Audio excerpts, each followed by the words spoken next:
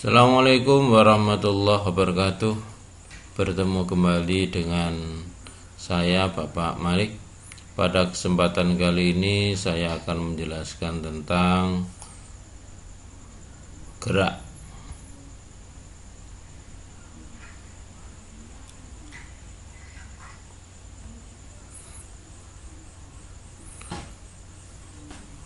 Sekarang kita bahas dulu gerak relatif. Nah, gerak relatif, yang dimaksud dengan gerak relatif itu apa sih? Nah, perhatikan animasi berikut. Nah, perhatikan benda A, B, dan C.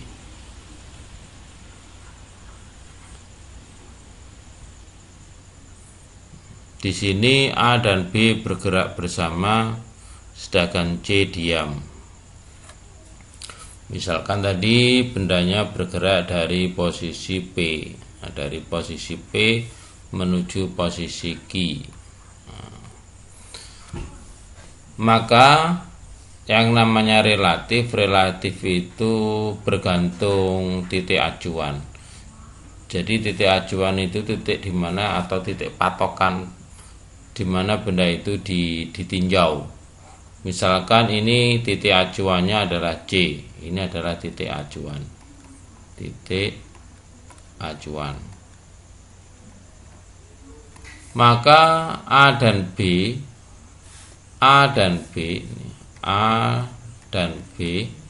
menurut C adalah bergerak. Bergerak. Kenapa bergerak?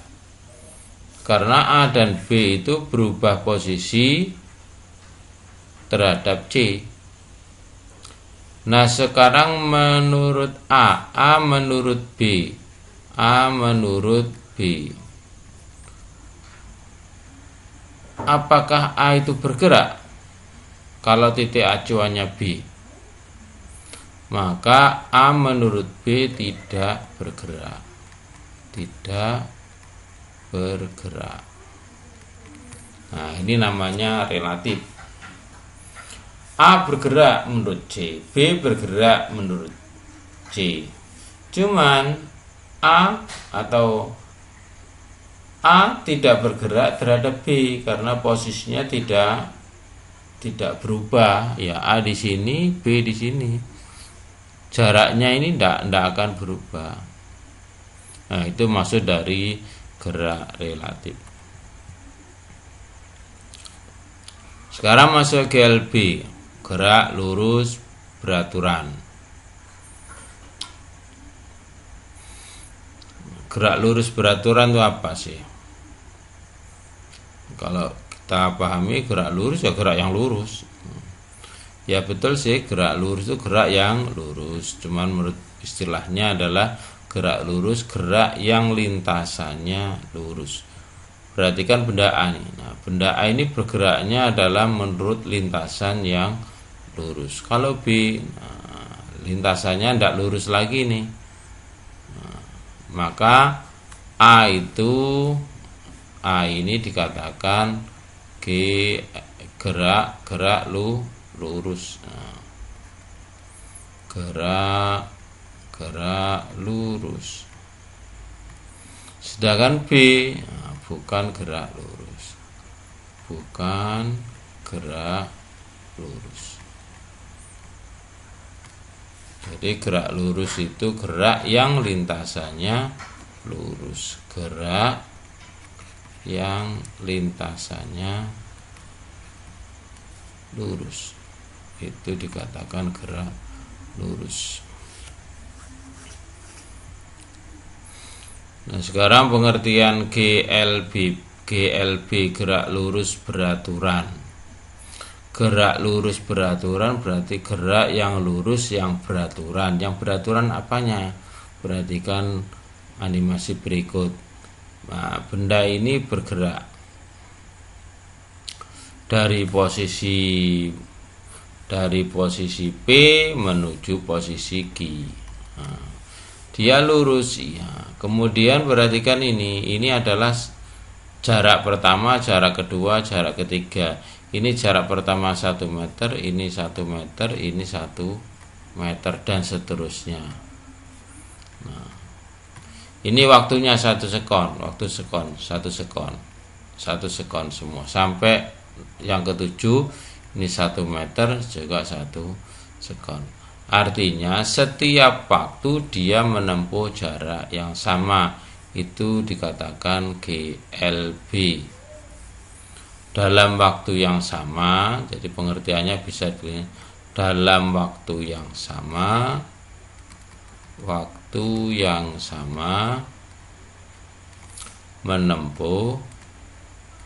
menempuh jarak yang sama, atau mungkin punya pengertian seperti ini, memiliki kecepatan tetap pada setiap waktu. Nah, itu arti dari pengertian GLB. Jadi bisa dalam waktu yang sama menempuh jarak yang sama, atau memiliki kecepatan tetap pada setiap waktu. Nah, persamaan GLB bagaimana? Ini sudah pernah kita pelajari ketika kita di SMP dulu. Perhatikan ini, ketika benda bergerak dari posisi P menuju Q, dia punya jarak. Jaraknya adalah S. S ini adalah jarak. Jarak apa? Jarak tempuh. Jarak tempuh S itu. Kemudian dia punya waktu. Dari antara P dan Q itu punya waktu. Maka di SMP dulu kita sudah pernah menyatakan seperti ini, V adalah S per T. Nah, ini ketika di SMP. Sekarang kalian di SMA dikembangkan dari SMP itu. Coba perhatikan ini. Nah, sekarang V itu sama dengan delta X per delta T. Nah, S ini bisa saya katakan jarak antara X0 sampai X X0. X sampai X0. Maka ini dikatakan delta X. Nah, jadi V itu sama dengan delta X sama dengan X min X0. Delta T-nya apa? Delta T itu selang waktu yang diperlukan antara X0 sampai X. Maka nanti hasilnya dari persamaan ini, kalau saya jabarkan, nah ini dengan ini, saya jabarkan menjadi ini. V kali delta T. Ini kan dipindah di sebelah atas, berarti V kali delta T ketemunya adalah ini. Kemudian X min X0, X0 nya saya pindah ke kiri, maka menjadi X0 nya plus. Nah, maka menjadi ini. Persamaan ini yang biasa dipakai di SMA. Artinya apa X0 ini ya? Nah, ketika dia bergerak, suatu saat mungkin dia sudah punya jarak. Contohnya misalkan pada titik 0, pada waktu 0 posisi sudah ada di 5 misalkan. Posisi sudah ada di 5. Dia mau bergerak ke sana, V delta T ke sana. Nah, V-nya ke sana. Waktunya adalah ini misalkan. Delta T-nya di sini. Maka X0-nya adalah 5. Jadi X0 nya 5.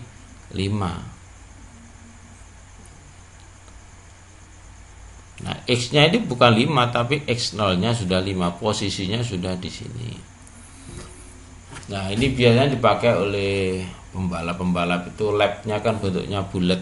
Dia tidak sejajar, tapi semakin di luar lingkaran, maka dia semakin maju ke depan. Jadi seperti itu. Nah, untuk grafik GLB, grafik GLB seperti ini. Ini hubungan antara X dan T. X ini dianggap jarak. Ini dianggap jarak.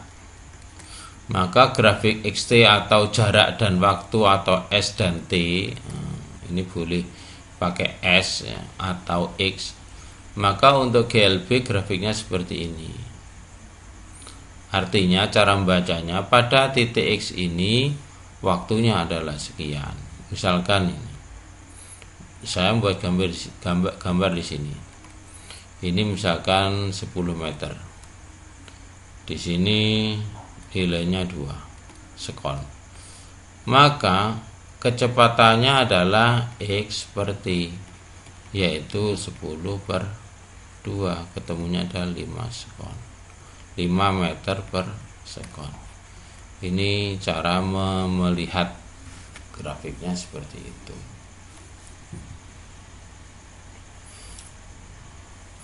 Nah, persamaannya gimana? Ya sama dengan tadi, X sama dengan X0 plus V delta T. Nah, kalau di sini X0-nya berapa? Kalau di sini X0-nya adalah 0. Pada waktu 0, posisi X0-nya adalah 0. Maka nanti menjadi X sama dengan 0 plus V delta T, atau T maka menjadi V kali T. T-nya adalah yang ini.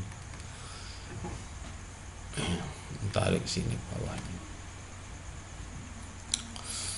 Bagaimana kalau grafiknya seperti ini? Berarti kalau grafiknya seperti ini, ketika T-nya 0, ya, ketika T sama dengan 0, dia posisi X0-nya adalah di X1. Maka nanti persamaannya menjadi seperti ini. X sama dengan X1 V kali delta T. X1 berapa? Tidak tahu. Kalau di sini menunjukkan angka 10, berarti nanti ini adalah 10 plus V delta T. Jadi X-nya seperti itu.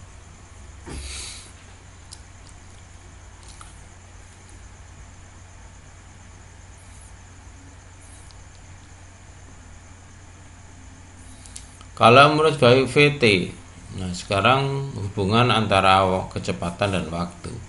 Grafik VT ini adalah hubungan antara kecepatan dan waktu.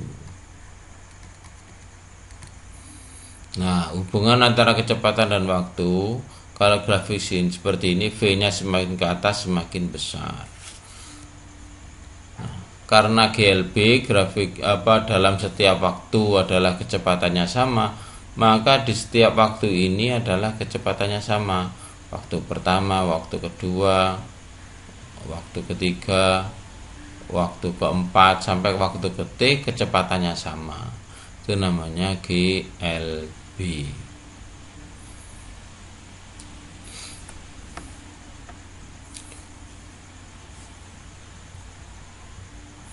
Nah, V merupakan garis lurus horizontal.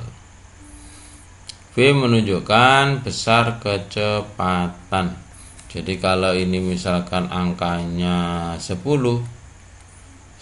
di sini biasanya V dalam satuan apa? Meter per sekon. Berarti nanti V-nya sama dengan 10 meter per sekon. Artinya setiap sekon menempuh jarak 10 meter. Kalau 3 sekon berarti ya 30 meter dan seterusnya. Sekarang cara menghitung jarak menggunakan grafik GLB. Perhatikan seperti ini. Misalkan ada grafik VT menunjukkan gambar seperti itu, maka cara menghitung jarak adalah luas ini. Nah, luas raster. Ini merupakan jarak. Ini jarak tempuh. Jarak perpindahan sama dengan luas raster. Karena ini bentuknya persegi, maka ini kalau luas kota ini berarti persegi ini berarti panjang kali lebar. Berarti ini dikalikan ini. Berarti T dikali V. berarti jarak tempuhnya X-nya adalah V dikali T. Jadi seperti itu.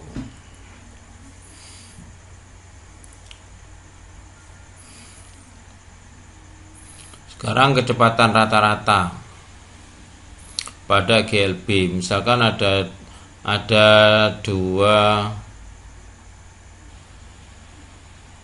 bukan ini adalah V1 V2. Maka untuk mencari kecepatan rata-rata adalah X1 plus X2 dibagi T1 plus T2. Nah, X1 nya mana? X1 nya adalah ini. Nah, ini adalah X1. Kemudian ini adalah X2. Luasnya ini adalah X1, kemudian yang ini X2. Ini grafiknya adalah V dan T, bukan X1 dan X2. Ini grafik V, ini grafik T. Jadi seperti itu. Luasnya ini berapa? Misalkan ini misalkan ini 10, ini 10, kemudian ini 20. Waktunya misalkan ini waktunya 2 sekon, ini juga ini waktu keempat, maka contoh soalnya adalah 10, V rata-ratanya adalah 10 ditambah 20 dibagi waktunya ini berapa? Ini 2, ini 2. 2 sekon berarti 4. Maka ketemunya 30/4. 30/4 itu adalah 7,5 meter per sekon. Kalau dilihat dari kecepatan pertama dengan kedua jelas beda. Jadi begitu caranya.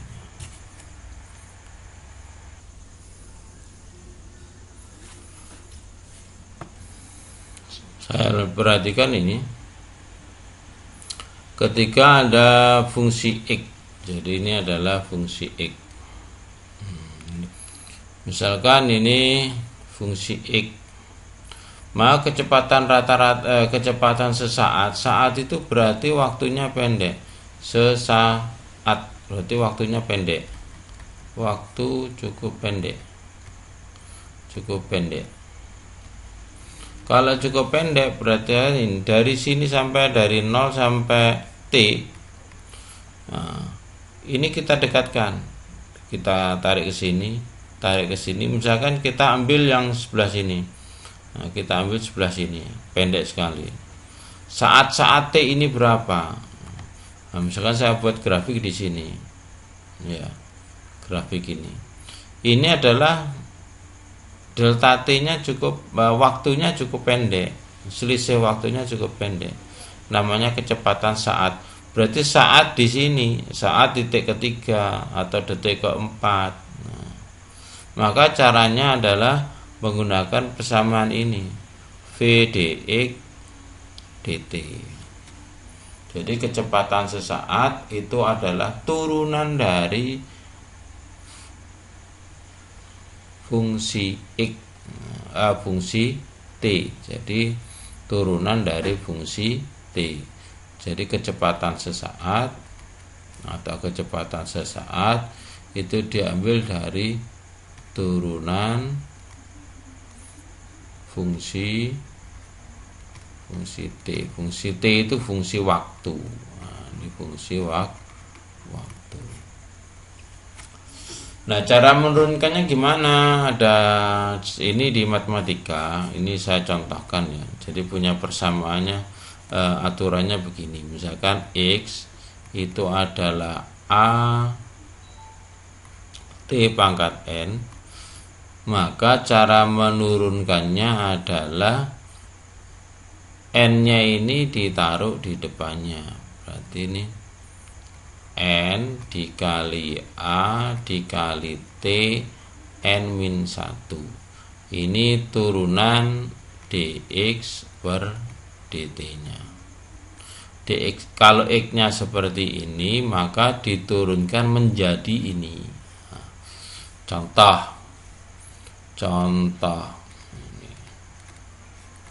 misalkan x punya persamaan 2t pangkat 3, maka dx per dt nya atau v ya, sama dengan ini ditaruh di depan 3 dikali 2 dikali t pangkat 3 dikurangi 1, maka menjadi 6t pangkat 2.